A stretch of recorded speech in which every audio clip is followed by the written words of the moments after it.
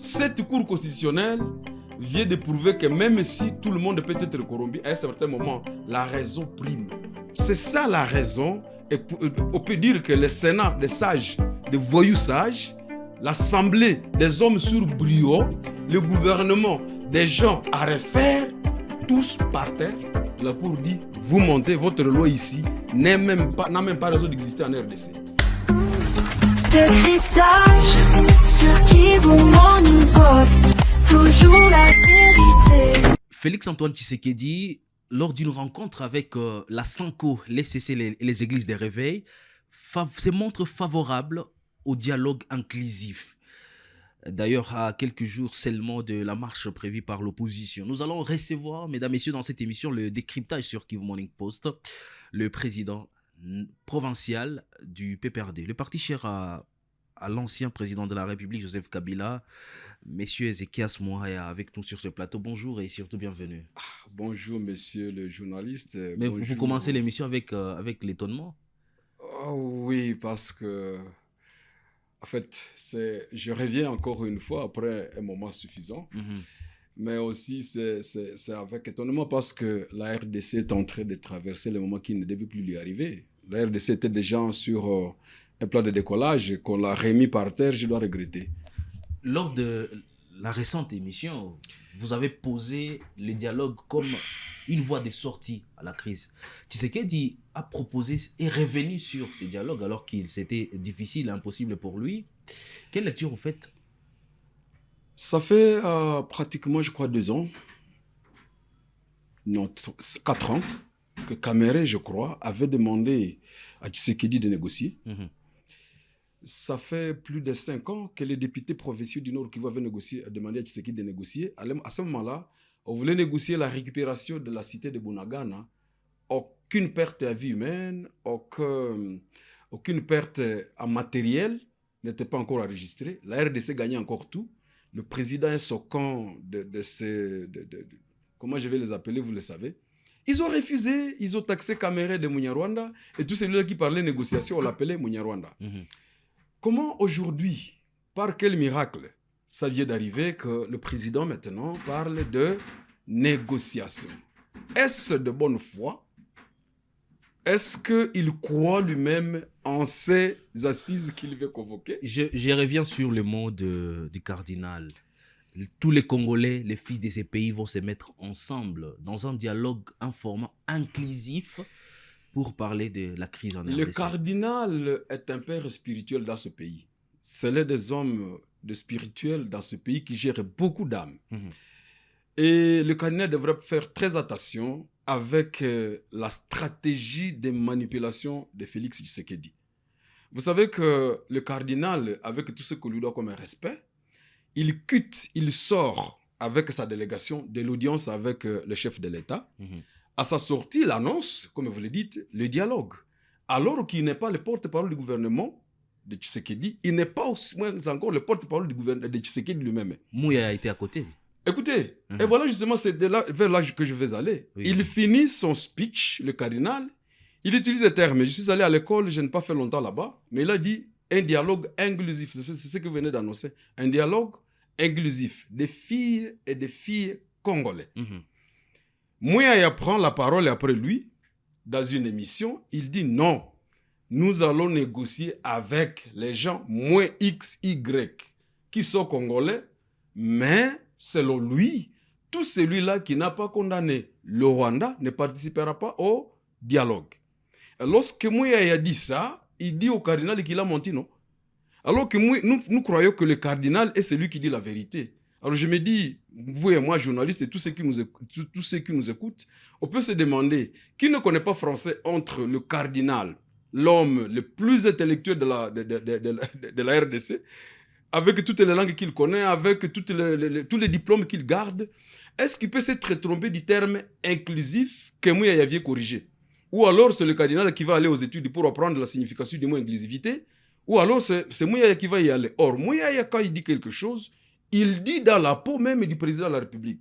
Et je suspecte que le cardinal peut s'être entraîné dans une histoire qu'il ne maîtrise pas. Parce que nous savons, depuis 2019, nous connaissons Tshisekedi, un homme vacillant, un homme sans respect des paroles. Alors le cardinal, c'est pourquoi je dis il devra faire très attention au risque de lui faire porter une honte qu'on a endossée depuis, ça fait 7 ans. Gardons le même concept, le même mot d'ailleurs du cardinal, les dialogues inclusifs. Ouais. Est-ce que vous êtes favorable? Est-ce que vous y croyez? Écoutez, le mot dialogue vient, c'est une des 12 solutions qu'avait proposé notre président national, l'ancien président de la République, le Raïs Joseph Kabila Kabange. Dans les 12 propositions de solutions, il y avait le dialogue inclusif. Parce que nous croyons, depuis la création de la planète, nous croyons au dialogue comme un moyen qui résout les conflits, quels que soient les degrés, l'ancienneté, la gravité des conflits. Le dialogue joue un rôle pour mettre fin au conflit.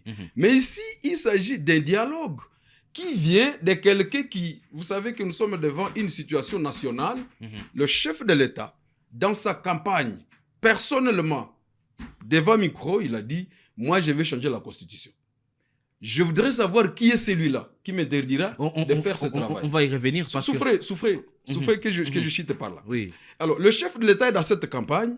Il fait un revirement à 90 degrés. Il dit non, désormais, je vais dialoguer.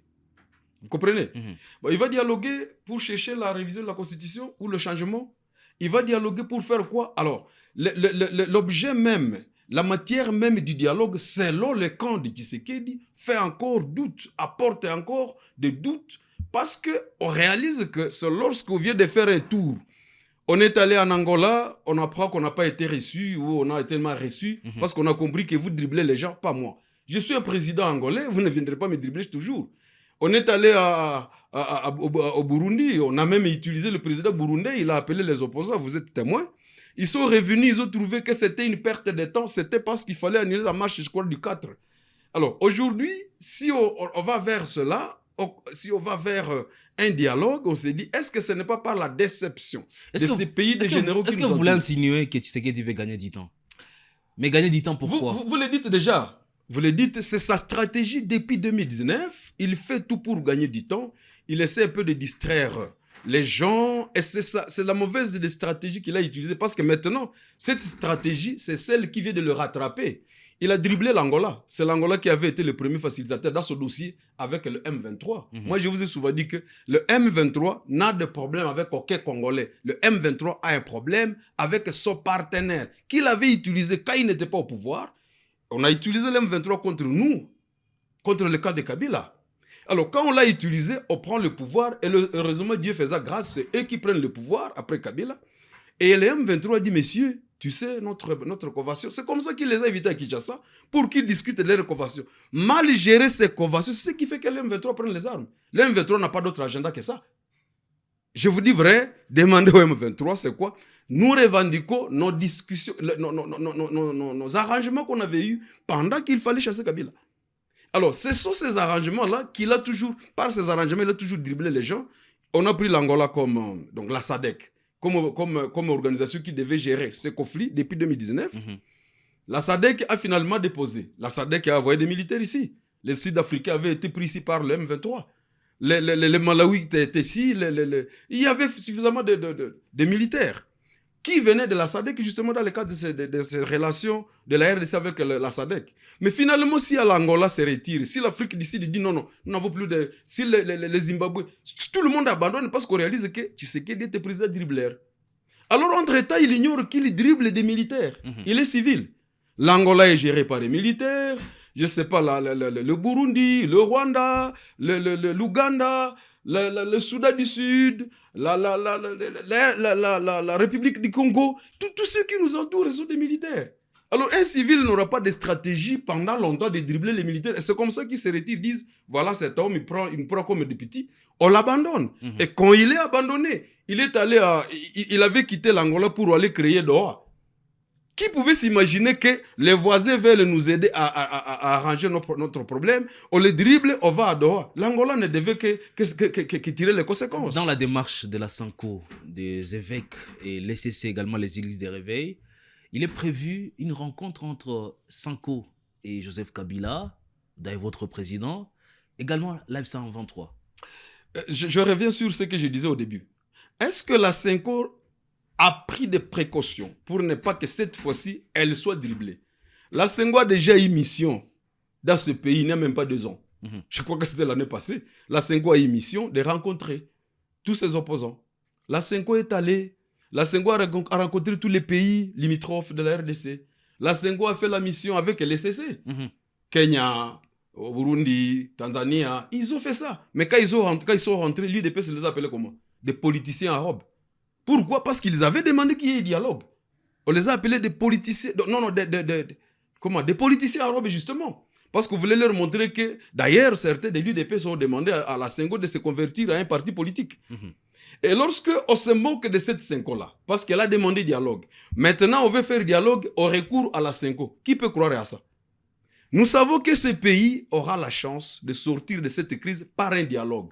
Mais le format qu'utilise aujourd'hui le chef de l'État... Qu'est-ce qui vous choque dans ces formats? Je vous dis déjà, celui qu'on utilise aujourd'hui pour faire pour négocier, pour faire la médiation, c'est la Senghor.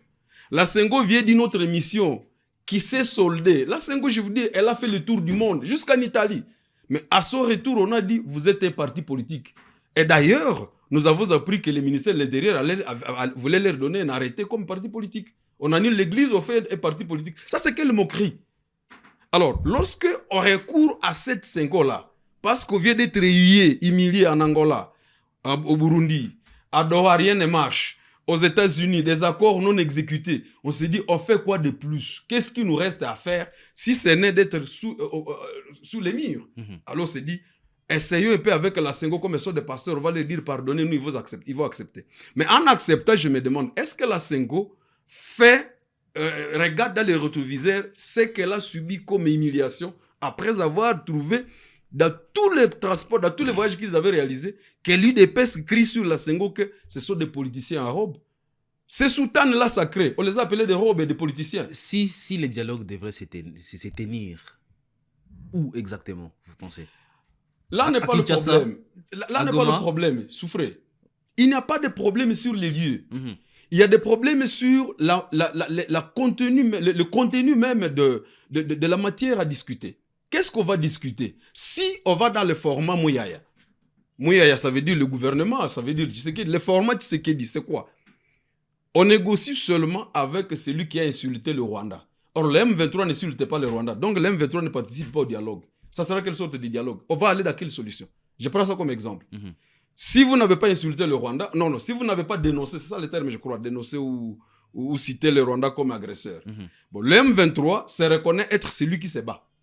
Il est composé de Congolais. Bon, alors dites que si vous n'avez pas dénoncé le Rwanda, vous ne participez pas au dialogue. Ça veut dire le M23, qui, entre guillemets, serait soutenu par le Rwanda, ne va pas participer au dialogue. Or, aujourd'hui, la force, qu'on le veuille ou pas, la force après Tshisekedi qui gère la plus grande partie du pays, la force qui gère notre partie, c'est le M23. Avec les armes. Le M23 gère avec les armes, Tshisekedi gère avec les armes. Nous ne faisons que parler. Mais nous pensons aussi diplomatiquement. Alors, si jamais vous ne voulez pas que le M23 vienne dans les négociations, et Mouyaya ose dire dans sa bouche que nous ne voulons pas non plus que Kabila, le camp Kabila ne participe pas. D'abord, les camps Kabila ne participent pas. Pourquoi? Moi, je ne veux pas participer au dialogue. Pourquoi? Je ne suis pas congolais. Et Mouyaya prend que le statut qu'il se donne qui fait que moi, je ne participe pas au dialogue. Lui, il est qui là? Pour que moi, je ne participe pas. Et alors, à ce niveau-là, vous trouvez que ce n'est pas encore le dialogue dont on a besoin. Ça, il s'agit d'un monologue de la famille politique de Tshisekedi qui va être accompagné par des pasteurs qui ont le pardon dans leurs mains. Ils ont pardonné parce qu'on les a insultés comme ils avaient des robes politiciens.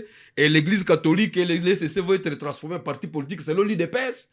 Mais comme on est sur les murs, on va les rappeler, venez nous aider à faire notre folie. Et là, je dis, je crois que le cardinal, avec son équipe, devront réfléchir sur les propos même de Mouyaya, qui dit que vous avez dit dialogue inclusif, nous ne voulons pas de celui-là. Donc là, c'est déjà deux dialogues. Les dialogues seront l'église, ou les églises, et le dialogue seront l'UDPS. Je pose ma dernière question, d'ailleurs, une question fâcheuse. Aujourd'hui, la Cour constitutionnelle s'est déclarée incompétente par rapport à la loi sur le référendum. Est-ce qu'il y a de bonnes augures? Est-ce de bonnes augures? Je crois que la Cour constitutionnelle a démontré trois choses. D'abord, elle montre au monde entier qu'en RDC, il n'y a ni Assemblée ni Sénat. Moins encore le gouvernement. Ça veut dire quoi? Parce que la loi, la proposition de loi vient de ces gens. La proposition de la loi, de cette loi sur, sur le référendum est acceptée par le gouvernement, acceptée par l'Assemblée nationale et validée d'ailleurs en plénière avec le Sénat qu'on appellerait caisse de sages, malheureusement caisse de résonance.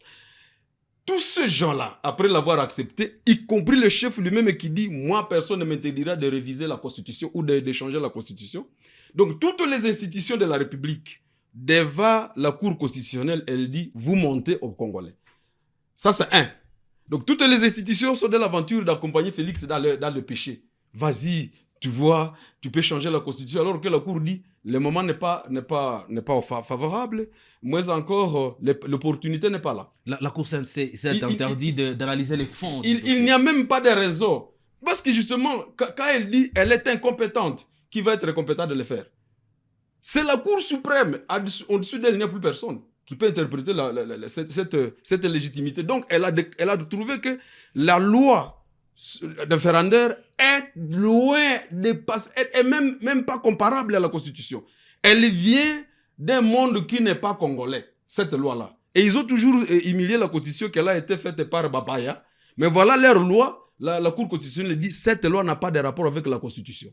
Nous ne pouvons même pas interpréter ça. Nous sommes incompétents de le faire. Et à ce moment-là, ça veut dire, deuxième chose, on bloque la folie de la révision de la Constitution, la folie des changements de Constitution. Elle s'arrête net. Parce qu'à part ça, qu'est-ce qu'on va encore faire pour revenir à changer la Constitution s'il n'y a pas de référendum? Est-ce que vous avez encore des raisons pour être dans les rues le Vendée? Souffrez. 3. Cette Cour constitutionnelle vient de prouver que même si tout le monde peut être corrompu, à un certain moment, la raison prime. C'est ça la raison. Et on peut dire que le Sénat des sages, des voyous sages, l'Assemblée des hommes sur brio, le gouvernement des gens à refaire, tous par terre.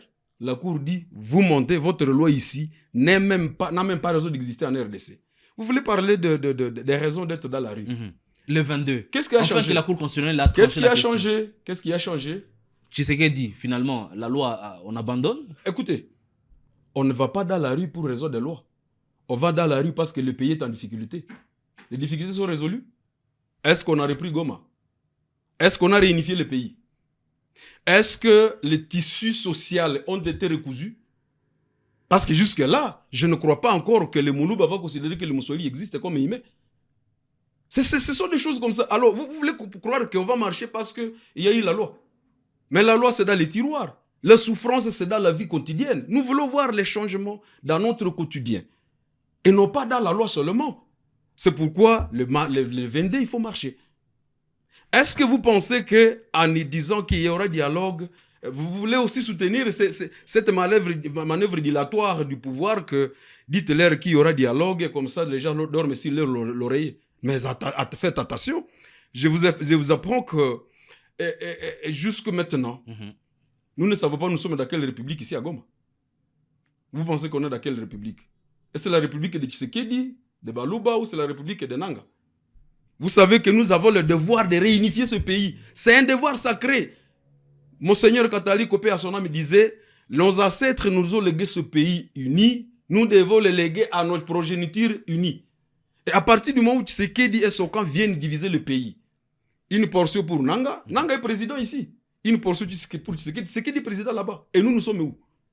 Nous avons le devoir de réunifier ce pays. Et vous vous dites qu'on ne peut plus marcher parce que tout va bien. Est-ce que c'est vrai ça? 2. Vous dites qu'il ne faut plus marcher parce que toutes les choses sont déjà bien.